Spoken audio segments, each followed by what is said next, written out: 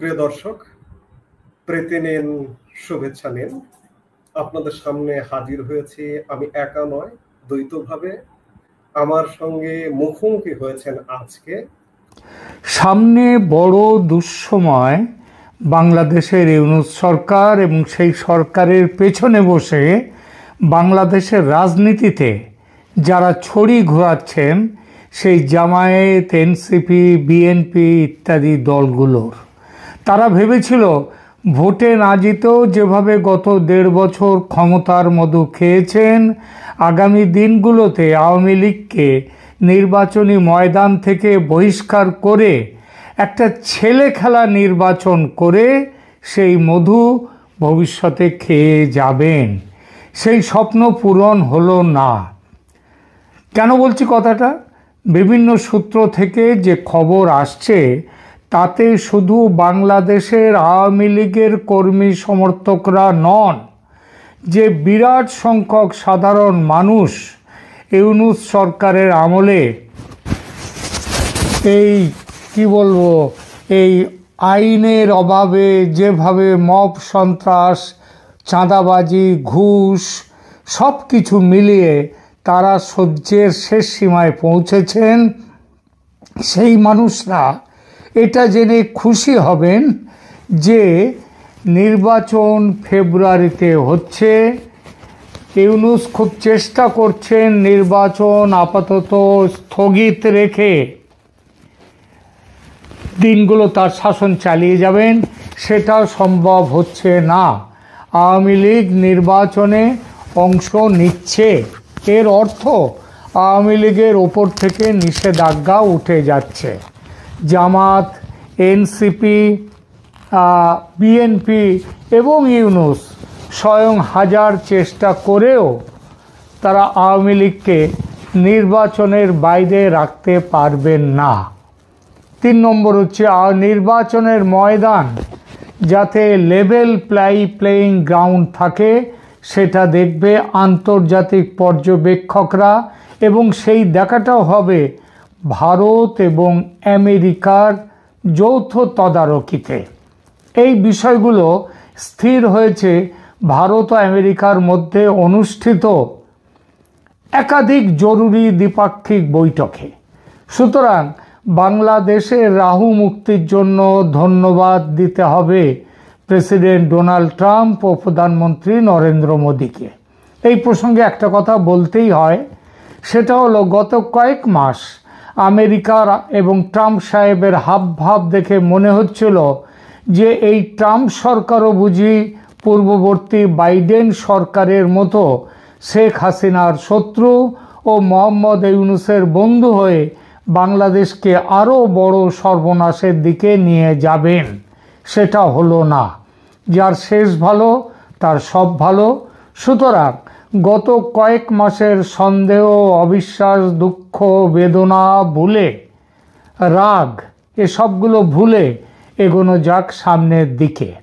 কিভাবে এই সিদ্ধান্ত হলো যে বাংলাদেশে কিভাবে নির্বাচন হবে, সে সিদ্ধান্ত ঢাকায় হবে না, হবে দিল্লি আর ওয়াশিংটনে। মানে বাংলাদেশের নির্বাচন কবে হবে, কিভাবে হবে, কে থাকবে সেই নির্বাচনে, কে থাকবে না, এবং আরও স্পষ্ট করে বলতে গেলে কে জিতবে সেই নির্বাচনে এবং কে হারবে এটা ঠিক করবে ভারত আর আমেরিকা। হ্যাঁ, দেশের মানুষের তাদের সিদ্ধান্ত তো অবশ্যই, কিন্তু ওই যে বললাম লেভেল প্লেয়িং ফিল্ড, সেটা এই মুহূর্তে তো সম্ভব নয় ইউনূসের আমলে। সুতরাং সেটাও ঠিক করবে এই দুই শক্তি। এবার আসুন কিভাবে ও কেন এই সিদ্ধান্তে পৌঁছলো দুই দেশ, সেই প্রসঙ্গটিতে। প্রথমত, ভূ রাজনৈতিক প্রেক্ষাপটে বাংলাদেশের গুরুত্ব দেখা যাক। বাংলাদেশের নির্বাচন প্রক্রিয়া কেন আন্তর্জাতিক মনোযোগের কেন্দ্রবিন্দুতে আছে, তার মূল কারণটি হলো এর কৌশলগত ভৌগোলিক অবস্থান। ইন্দো প্যাসিফিক কৌশল, এটা হচ্ছে ওয়াশিংটনের যে প্রাথমিকতা, সেটা হলো চীনকে মোকাবিলা করা এবং মুক্ত উন্মুক্ত ইন্দো প্যাসিফিক অঞ্চল নিশ্চিত করার মার্কিন কৌশলগত লক্ষ্যের জন্য বাংলাদেশ গুরুত্বপূর্ণ। এখানে স্থিতিশীলতা ও গণতান্ত্রিক মূল্যবোধের প্রতিষ্ঠা ওয়াশিংটনের জন্য যেমন গুরুত্বপূর্ণ, যেমনটা তারা একাধিকবার অবাধ, সুষ্ঠু ও শান্তিপূর্ণ নির্বাচনের উপর জোর দিয়ে ইতিমধ্যে প্রকাশ করেছে বহুবার। দুর্বল গণতান্ত্রিক কাঠামো চীনা প্রভাবকে আকর্ষণ করে, ওই টাকা পয়সা দেবে, লোন দেবে ইত্যাদি কর্ম, সেইটা অলরেডি ইউনূস সরকার শুরু করে দিয়েছেন চীনের সাথে।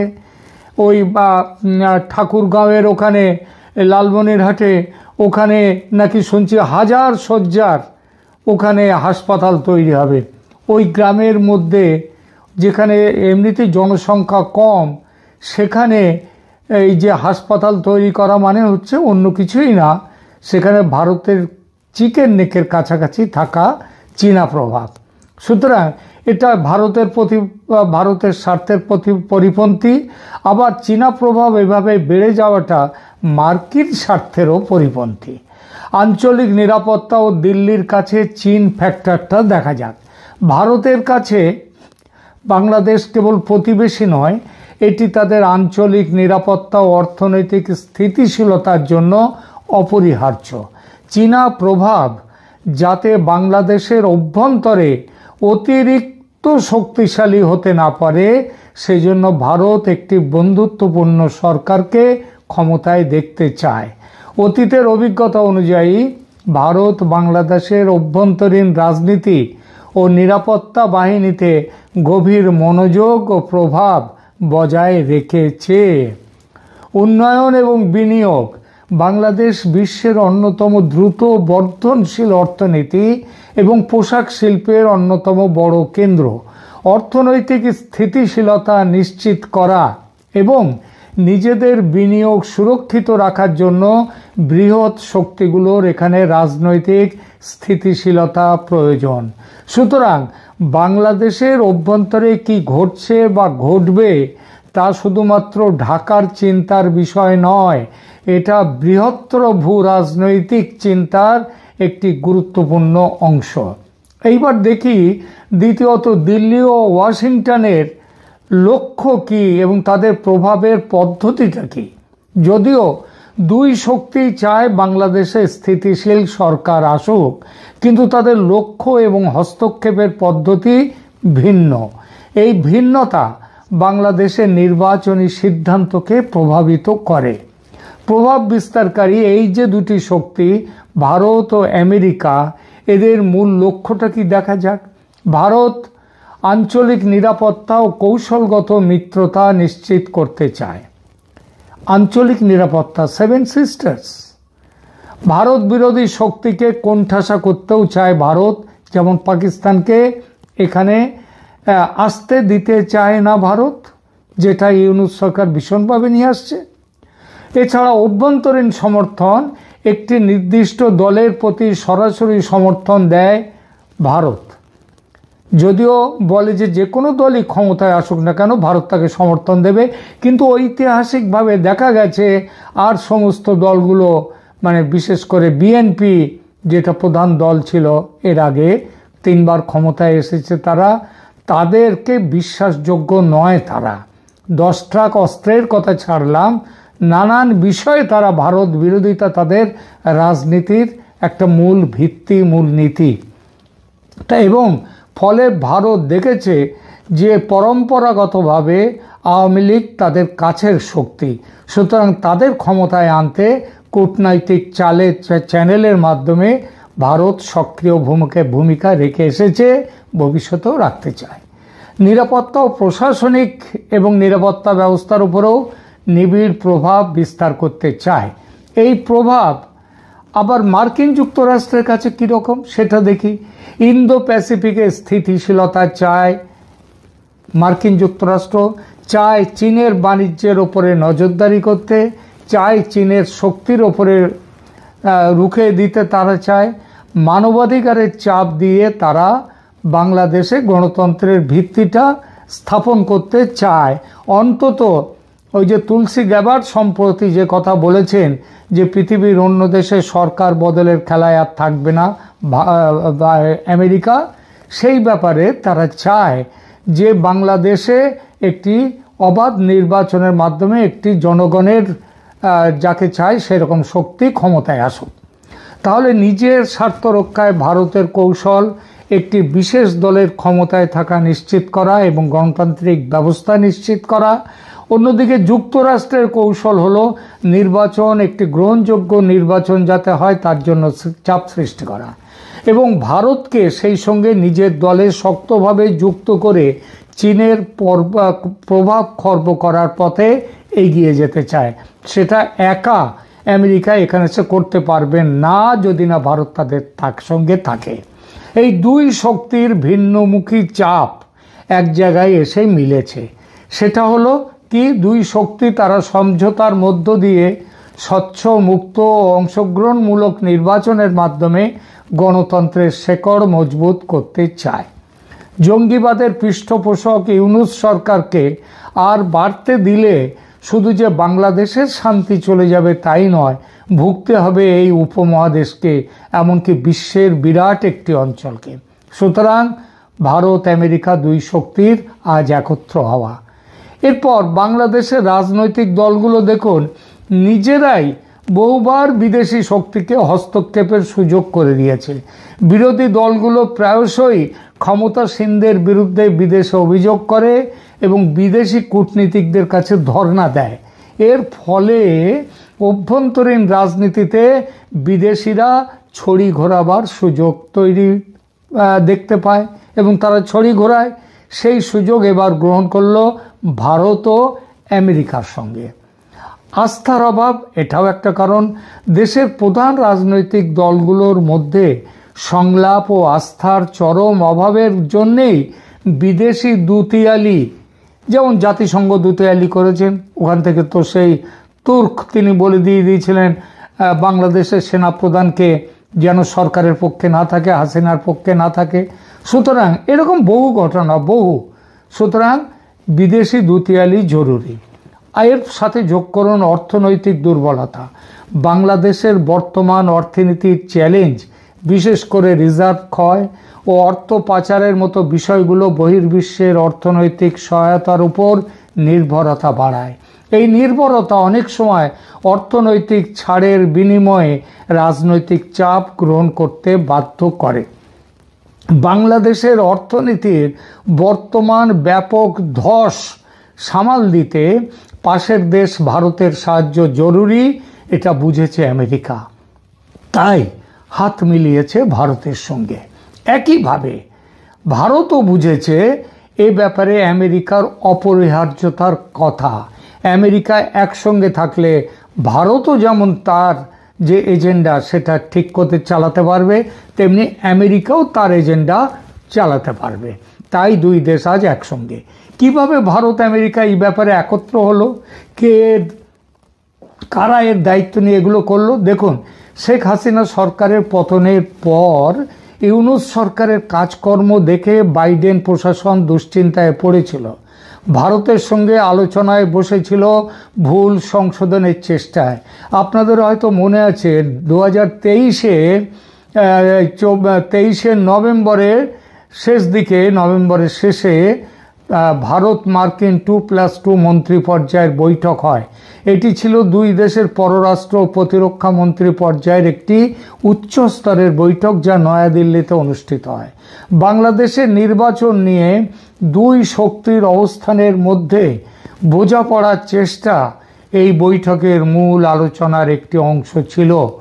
বৈঠকের মূল অংশগ্রহণকারীরা ছিল, আমি একটু ভুল বলেছি, 2024 নভেম্বর, ওটা 23 নভেম্বর নয়, 2024 নভেম্বরে এই বৈঠক হয়েছিল। বৈঠকের মূল অংশগ্রহণকারী কারা ছিলেন? যুক্তরাষ্ট্রের পক্ষে ছিলেন পররাষ্ট্রমন্ত্রী অ্যান্থনি ব্লিংকেন ও প্রতিরক্ষা মন্ত্রী লয়েড অস্টিন, আর ভারতের পক্ষে ছিলেন পররাষ্ট্রমন্ত্রী এস জয়শঙ্কর, অজিত ডোভাল ও প্রতিরক্ষা মন্ত্রী রাজনাথ সিং। বাংলাদেশের নির্বাচন নিয়ে সেখানে অনেক আলোচনা হয়। ভারতের অবস্থান ছিল বৈঠকের পর ভারতের পররাষ্ট্র সচিব বিনয় কোয়াত্রা সাংবাদিক সম্মেলনে বাংলাদেশের নির্বাচন নিয়ে দিল্লির অবস্থান স্পষ্ট করেন। তিনি বলেন, ভারত একটি স্থিতিশীল, শান্তিপূর্ণ ও প্রগতিশীল বাংলাদেশকে সমর্থন করে।